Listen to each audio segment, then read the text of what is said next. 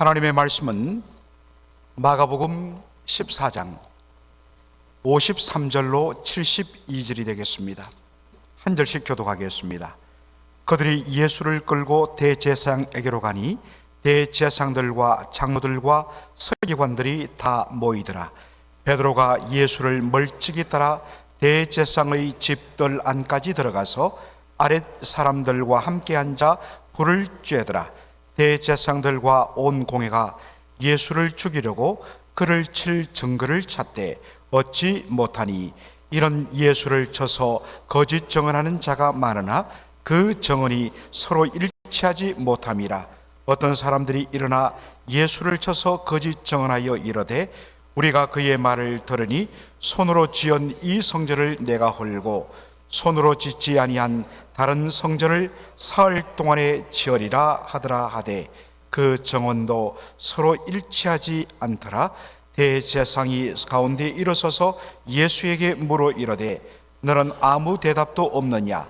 이 사람들이 너를 치는 증거가 어떠하냐 하되 침묵하고 아무 대답도 아니하시거늘 대제사장이 다시 물어 이르되 내가 찬송받을 이의 아들 그리스도냐?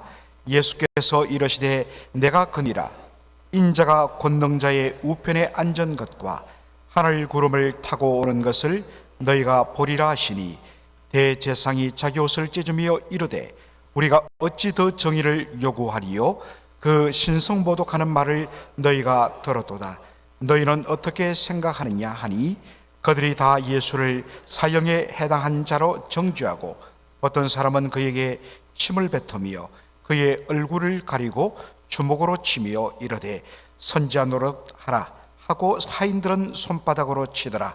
베드로는 아랫뜰에 있더니 대제사장의 여종 하나가 와서 베드로가 불 쬐고 있는 것을 보고 주목하여 이르되 너도 나사렛 예수와 함께 있었도다 하거늘 베드로가 부인하여 이르되 나는 네가 말하는 것이 무엇인지 알지도 못하고 깨닫지도 못하겠노라 하며 앞돌로 나갈새 여종이 그를 보고 곁에 서 있는 자들에게 다시 이르되 이 사람은 그 도당이라 하되 또 부인하더라. 조금 후에 곁에 서 있는 사람들이 다시 베드로에게 말하되 너도 갈릴리 사람이니 참으로 그 도당이니라. 그러나 베드로가 저주하며 맹세하되 나는 너희가 말하는 이 사람을 알지 못하노라 하니 다같이요 닭이 곧 두 번째 울더라. 이에 베드로가 예수께서 자기에게 하신 말씀 곧 닭이 두 번 울기 전에 내가 세 번 나를 부인하리라 하심이 기억되어 그 일을 생각하고 울었더라. 아멘. 오늘 저는 마가복음 14장 53절로 72절을 본문으로 생각하고 울었더라 라는 제목으로 말씀을 전하고자 합니다. 마가복음 14장 53절을 저희들이 읽었습니다마는 그것을 보면 무리들이 예수님을 체포하여 끌고서 대제사장의 집으로 데려갔다 했습니다. 그런데 53장에는 3절에는 그때 상황을 이렇게 묘사하고 있습니다. 그들이 예수를 끌고 대제사장에게로 가니 대제사장들과 장로들과 서기관들이 다 모이더라 라고 되어 있습니다. 대제사장의 집에 있던 자들이 누구였다고요? 대제사장들과 장로들과 서기관들.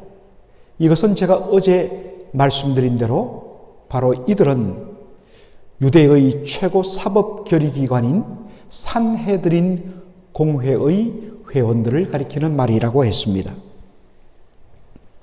그리고 영어 성경을 보면 특별히 아주 쉽게 번역된 New Living Translation NLT, 저는 여러분들에게 이 성경을 한 권씩 여러분들이 구입하고 집에 두고 읽기를 원합니다. 영어 성경 중에서도 제일 쉽게 그리고 아주 나름대로 정확하게 번역된 성경입니다.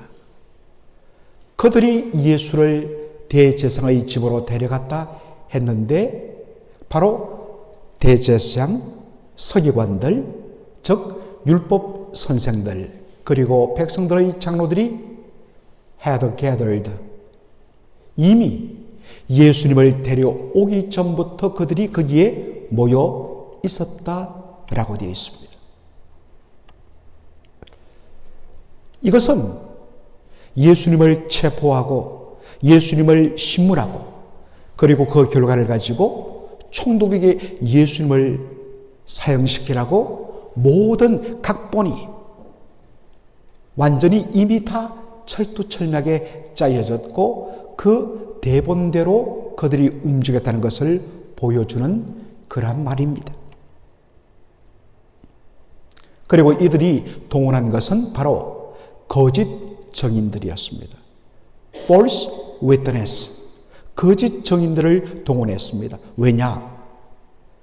신명기 19장 15절 율법에 따르면 어떤 죄를 정하기 위해서는 최소한 2-3 증인이 있어야 된다는 것입니다. 여러분, 이것은 교회도 엄연하게 적용되어야 됩니다. 어떤 한 사람의 말을 듣고서 확인하지 않고 함부로 정죄한다든지 함부로 말을 옮기는 것은 옳지 않습니다. 반드시 2-3 사람의 증인 그리고 그 상대방 다른 사람의 이야기를 듣지 않을 진대는 절대로 함부로 판단하거나 함부로 말을 옮겨서는 안 되는 것입니다. 명색이 비록 종교적인 문제, 관습의 문제이지만 유대의 최고 의결기관인 산헤드린 공회인지라 그래도 모양새를 갖추기 위하여서 증인들을 동원했는데 그들은 모두 다 거짓 증인들이었습니다. False witness. 즉 있지도 않은 것을 있는 것처럼 꾸며서 증언하는 가짜들이었다는 것입니다. 더군다나 워낙 급조하다 보니까 그들이 말하는 모든 그러한 witness 증언들이 다 서로 간에 일치하지 않고 서로 간에 오히려 충돌하여서 그 거짓이 오히려 더 폭로되고 드러나는 모양새를 취했습니다. 어떤 사람들은 예수가 성전을 모독했다. 이렇게 말합니다. 우리가 그의 말을 들으니 손으로 지은 이 성전을 내가 예수가 헐고 손으로 짓지 아니한 다른 성전을 사흘 동안에 지으리라. 여러분 요한복음 2장에 보면 이 말씀이 나옵니다. 그런데 문제는 무엇입니까? 예수님이 어떠한 성전의 위해를 간 적도 없습니다. 그리고 그것은 바로 성전된 예수님 자신을 가리키는 말이었습니다. 예수님이 십자가에 죽으시고 사흘 만에 다시 살아날 것, 그것을 가리켜 말하는 것이 이 성전을 허물라 내가 사흘날에 다시 세우리라 라는 말씀이었습니다. 그런데 문제는 이러한 말조차도 그들의 증언도 서로 일치하지 않고 덧붙이고 빼고 했다는 것입니다. 여러분, 그런데 오늘 우리가 읽었지만 여기서 주목할 것이 있습니다. 그것은 바로 예수님의 반응이었습니다. 자신을 향하여서 온갖 거짓 증언이 난무하고 예수님을 공격하는 수많은 말이 있었지만 예수님은 자신을 향한 거짓 증언과 공격에 대하여 일절 반응하지 않았습니다. 예수님 철두철미하게 He kept silent. 예수님 철두철미하게 침묵을 지키셨습니다. 우리 같으면 얼마나 억울하겠습니까? 누가 나를 비방하고 거짓말을 지어내고 그럴 때 우리는 견디지 못합니다. 그래서 따지고 그것을 변명하려고. 그런데 예수님 일절하지 않았습니다. 왜요? 그 모든 것이 거짓이었기 때문입니다. 거짓은 오래가지 못합니다.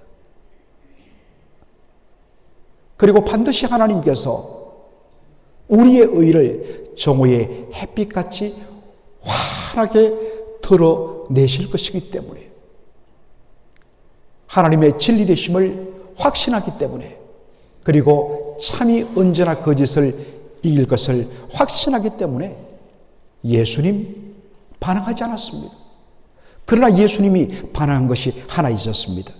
그것은 바로 그분의 아이덴티티, 그분의 정체성에 관한 문제였습니다. 대제사장이 예수님께 이렇게 질문합니다. 네가 찬송받을 자의 아들 그리스도냐라고 질문합니다. 네가 찬송받을 이의 아들 그리스도냐? 다른 말로 네가 진짜 하나님의 아들 맞느냐? 하나님이 보내신 그리스도 메사야가 맞느냐? 라는 질문이었습니다. 대제사장이 왜 이 질문을 하는가? 그는 예수가 무엇을 말할 것을 짐작해서 블레스페미, 신성 모독의 죄로 예수님을 걸어넘기 위해서 의도적으로 이 질문을 한 것입니다. 여기에 대답을 하면 예수님은 신성 모독죄, 블레스페미로 바로 죽임 당할 수밖에 없는 그런 형편이었습니다. 그런데 예수님 어떻게 합니까? 62절에 보니까 예수께서 이르시되 내가 그니라. I am. 헬라어로 보면 에고 에이미, 내가 바로 그다. 굉장히 유명한 문구입니다. 에고 에이미, 강조형입니다. 엠퍼스입니다. 예수님 거침없이 말합니다. 내가 바로 그니라 라고 이야기하면서 예수님 다니엘서 7장 13절 14절의 말씀을 인용하여 말합니다. 인자가 권능자의 우편에 앉은 것과 하늘 구름을 타고 오는 것을 너희가 보리라. 그런데 조금 더 다니엘서 7장 13절의 말씀을 정확하게 이야기하면 인자가 권능자의 우편에 앉기 위하여 하늘 구름을 타고 하나님께로 가는 것을 너희가 보리라 라는 말입니다. 여러분, 권능자의 우편에 앉았다, right hand에 앉았다, 무슨 말일까요? 왼쪽 오른쪽 위치 포지션을 말할까요? 그렇지 않습니다. 히브리 개념으로 오른편은 바로 권능과 권세와 권위, authority를 말합니다. 권능자 하나님의 우편에 앉으셨다라는 것은 그분은 성부 하나님과 동등한 권세와 권위를 가지신 분이라는 것을 표현하는 것입니다. 하늘 구름을 탓하는 것, 제가 여러 번 이야기했지만 구름은 구약 성경에서 하나님의 신적 임재, divine presence를 바로 상징하는 말입니다. 그러므로 예수님께서 하늘 구름을 타고 하나님께로 나아간다는 것은 그분이야말로 하나님과 동등한 분이시라는 의미가 되는 것입니다. 이 말씀의 의미를 모를 리가 없던 대제사장과 그 주변에 있던 사람들이 분노함 말합니다. 그들은 이렇게 외칩니다. 그가 신성 모독하는 말을 너희가 돌아도다. You have heard the blasphemy. 헬라어로 blasphemeo. 똑같은 말이 영어 단어가 된 것입니다. 신성 모독입니다. 어떻게 감히 나사렛 예수가 목수의 아들이 감히 하나님의 아들 영광의 그리스도를 그렇게 참칭할 수 있느냐? 이는 사형죄에 해당된다. 신성모독은 바로 사형죄에 해당되었습니다. 그런데 예수님, 오늘 다시 한 번 더 정리할 것은 예수님은 자신에 대하여서 온갖 거짓과 비방에 대해서는 침묵하고 잠잠했습니다. 그러나 자신의 아이덴티티 정체성에 관한 문제는 그것이 자신을 죽음으로 인도하는 일이 된다 할지라도 그는 단호하게 내가 그니라. I am.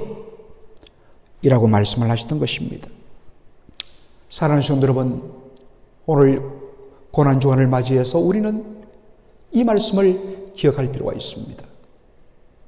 우리가 살다 보면 애매히 억울한 일을 당하기도 하고 누가 우리를 향하여서 거짓말을 퍼뜨리기도 하고 우리를 비방하기도 합니다.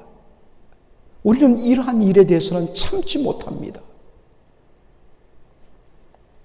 그러나 우리의 정체성, 내 개인을 뛰어넘어 예수 그리스도 안에서 하나님의 아들, 딸들이요 예수 그리스도의 제자로서 성령의 사람으로서 우리 하나님의 영광이 그리스도의 복음이 조롱당하고 훼손당함에도 불구하고 그런 것에는 우리는 흥분하지 않고 정작 자신의 개인적인 명예와 억울함에 대해서는 분노하여서 견디지 못하는 우리의 너무나도 인간적인 모습들을 이 고난주간에 우리가 정면으로 맞이해야 합니다.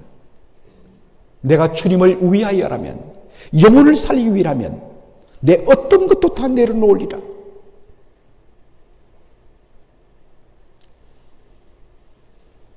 그리고 그것을 위해서라면 나의 명예도 내가 조롱받고 내려놓을지라도 우리 주님의 영광이 드러날 수 있다면 내가 기꺼이 하리라. 이것이 고난주간을 대하는 바로 예수를 따르는 제자들의 모습인 줄로 믿습니다. 오늘 본문에 보면 어제 우리가 살폈던 대로 겟세마네 동산에서 예수님 잡히실 때 모든 제자들이 다 예수님을 버리고 도망하였습니다. 그런데 그 중에서 베드로는 그래도 양심의 찔림을 받았습니다. 예수님의 안위가 걱정되었습니다. 그래서 체포되어 가는 예수님을 멀찍이 떨어졌어. 예수님을 뒤따라갔습니다. 가봤더니 예수님이 대제사장 가야바의 집으로 끌려가는 것을 보았습니다. 그래서 아무 일 없다는 듯이 그 집 안으로 들어가서 그날 밤새도록 새벽녘까지 예수님을 신문하여 안에 불이 화났기 때문에 그 바깥에 대제사장의 종들과 그를 따르는 사람들이 다 추운 날씨 속에서 불을 피우고 뜰에서 그렇게 기다리고 있었습니다. 일꾼의 하나인 척하면서 그들 곁에 서서 불을 쬐면서 안의 동태를 살폈습니다. 그런데 불빛 속에서 베드로의 얼굴을 본 대제사장의 여종 하나가 바로 당신이 나사렛 예수와 함께 있었다고 딱 지적을 합니다. 그러자 화들짝 놀란 베드로가 나는 네가 무슨 말을 하는지 알지 못한다라며 그 자리를 피했습니다. 그리고 옆으로 갔습니다. 그러자 그 여종이 따라와서 이 사람이 바로 그 도당이라고, 그 물이라고, 예수와 함께한 물이라고 그렇게 말합니다. 그러자 그가 또 예수님 나는 모른다고 디나이 부인하고서 그 자리를 피하여 다른 곳으로 가자 거기 있던 사람들도 말합니다. 너는 바로 갈릴리 사람이라. 여러분 어떻게 갈릴리 사람인 줄 알았을까요? 마태복음을 보면 바로 너의 말씨가 네가 갈릴리 사람인 것을 증명한다. 갈릴리 사투리를 썼거든요. 그러니까 서울 수도격 캐피털 시티 수도격인 이 예루살렘에 있는 사람들의 말과 다르기 때문에 단박에 갈릴리 사람인 것을 알았던 것입니다. 바로 그때에 어떤 일이 일어납니까? 72절 다 함께 읽도록 하겠습니다. 닭이 곧 두 번째 울더라. 이에 베드로가 예수께서 자기에게 하신 말씀, 곧 닭이 2번 울기 전에 네가 3번 나를 부인하리라 하심이 기억되어 그 일을 생각하고 울었더라. 베드로가 예수님이 하신 말씀, 베드로야, 너는 닭이 울기 전 3번 나를 부인하리라. 주님, 제가 주와 함께 죽을지언정 절대로, 그리고 여기 있는 사람들은 다 주를 버릴지라도 저는 주님을 버리지 않겠습니다. 부인하지 않겠습니다. 그런데 예수님 말씀하십니다. 닭이 2번 울기 전 네가 나를 3번 부인하리라. 독특하게도 마태와 누가와 요한복음에 보면 닭이 울기 전이라고 되어 있습니다. 그런데 유일하게 마가복음에서는 닭이 몇 번 울기 전? 2번 울기 전 네가 나를 3번 부인하리라 말씀합니다. 여러분, 베드로가 넘어진 이유는 어디에 있을까요? 그것은 자신에 대한 절대 확신이었습니다. 남들은 다 버릴지라도 나는 절대로 예수님 버리지 않을 것이라는 자기 자신 확신이 넘쳤습니다. 그리고 다른 사람과 비교합니다. 내가 저들보다 더 뛰어나다고 자기를 자랑합니다. 그런데 몰랐던 것이 무엇입니까? 얼마나 자신이 연약한 존재였는지. 주님이 붙드시고 도와주지 아니하시면 일순간에 넘어질 수밖에 없는 자신이었던 것을 몰랐던 것입니다. 사랑하는 성도 여러분, 우리 모두는 단 한순간도 우리 주님께서 은혜의 손으로 붙들지 않으면 제대로 설 수 없는 존재가 바로 저와 여러분입니다. 대단한 것 같지요? 앞에선 제가 그래도 여러분도 나 보이는 것 같죠? 아니에요. 성령의 은혜 가운데 붙들리지 않고 딱 그 자리를 벗어나는 순간 그대로 넘어지고 인간적인 모습으로 돌변하는 것이 바로 저의 모습이요. 바로 여러분의 모습인 것입니다. 그러므로 매 순간 전적으로 주의 은혜에 의지하고 주님의 은혜를 붙들지 아니하면, 주님의 손에 붙잡히지 않으면 우리는 단 한순간도 제대로 주님을 따를 수 없는 그런 존재라는 그것 때문에 우리는 날마다 엎드려 주여 불쌍히 여기소서, Lord have mercy on me, 가난한 심령이 되어야 될 줄로 믿습니다. 베드로가 또 무너진 또 하나의 이유가 어디 있습니까? 그것은 바로 경고, 워닝, 시그널 오브 워닝, 주님께서 말씀하신 경고의 신호를 무시했기 때문입니다. 4장 30절에 예수님 말씀하십니다. 오늘 이 밤에 닭이 2번 울기 전 네가 나를 3번 부인하리라. 닭이 2번 울 것을 말씀하셨습니다. 마가복음 16장 68절을 보시면 이르되 나는 네가 말하는 것이 무엇인지 알지도 못하고 깨닫지 못하겠노라 하며 앞돌로 나갔다. 앞돌로 피했다고 말합니다. 그런데 여러분, 앞으로 나갈새 거기에 풋노트 2번이 붙어 있습니다. 그리고 여러분, 이 풋노트 2번을 아래쪽으로 보면 이렇게 되어 있습니다. 어떤 사본에는 68절 끝에 이런 구절이 붙어 있다는 것입니다.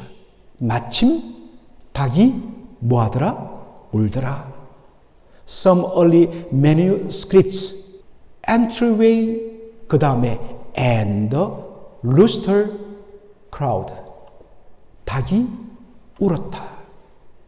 첫 번째 운 것입니다. 닭이 2번 울기 전 네가 나를 3번 부인하리라.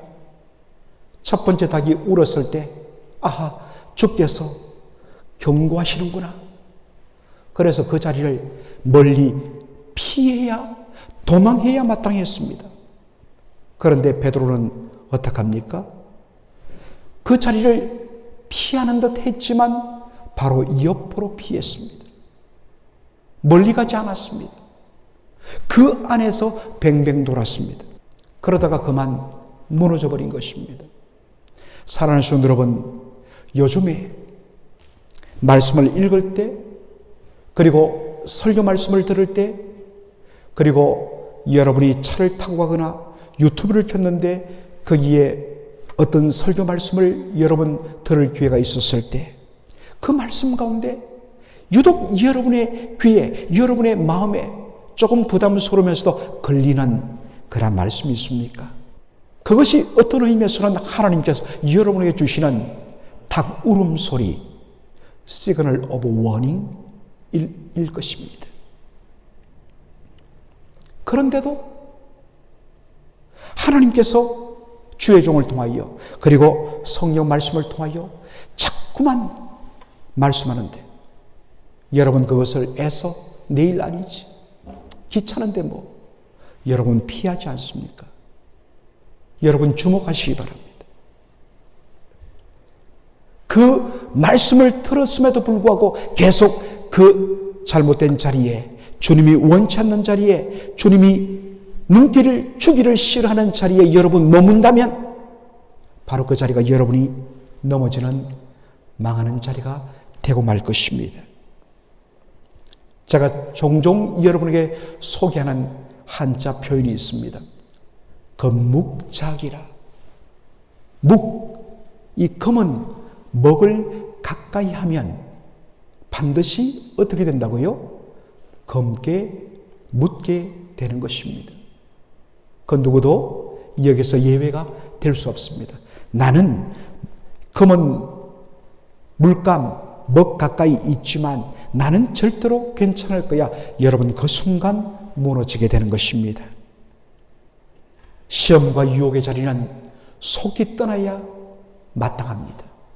여러분 지금 주님이 싫어하는, 여러분을 무너뜨리는 그 시험의 자리에 서 있지 않습니까? 떠나야 합니다. 그리고 예수님께서 말씀하신 대로 시험에 들지 않게 깨어 기도하라. 깨어있는 것은 언제나 예수님께서 기도로 연결해 주셨습니다. 이 새벽에 저와 여러분이 이 자리에 나오고 우리 교회가 올 한 해 동안 그렇게 기도를 강조하는 이유는 다름 아닌, 기도하지 않으면 우리는 주님의 바로 경고의 신호를 듣지 못하고 어리석게도 거기에 머물러 있다가 무너지고 말기 때문인 것입니다. 그러므로 다른 이유가 없습니다. 교회는 기도로 깨어 있어야 되고 성도는 기도로 깨어 있어야 하는 줄로 믿습니다.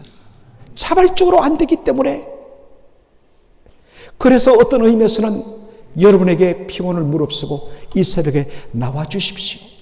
한 주만 여러분 주님 앞에 여러분의 시간을 내어 주십시오. 한 달에 한 번 우리 리더들이 교회에서 교회를 위하여 기도하십시다. 때로 싫습니다. 피곤하긴 합니다.